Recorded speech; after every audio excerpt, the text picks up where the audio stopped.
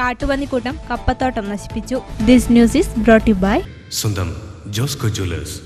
ഇനി സംശുദ്ധമായ സ്വർണം ചെറുപുഴയിൽ. കാട്ടുപന്നിക്കൂട്ടം കപ്പത്തോട്ടം നശിപ്പിച്ചു.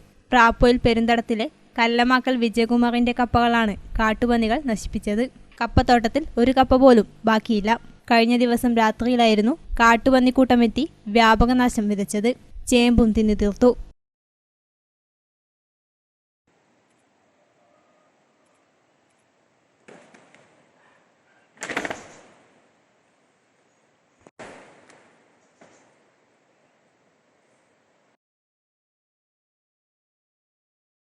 മലയോരത്ത് അടുത്ത ദിവസങ്ങളിലായി കാട്ടുപന്നികളുടെ ശല്യം രൂക്ഷമായിരിക്കുകയാണ്.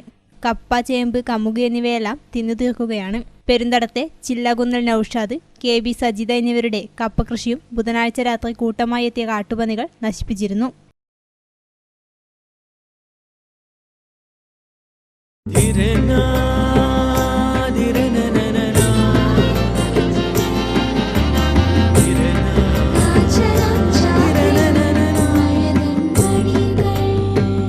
ചില ബന്ധങ്ങൾ പവിത്രമാണ്. കണ്ണും നിറയും മനസ്സും നിറയും. സ്വന്തം ജോസ്കോ ജ്വല്ലേഴ്സ്. ഇനി സംശുദ്ധമായ സ്വർണം ചെറുപുഴയിൽ.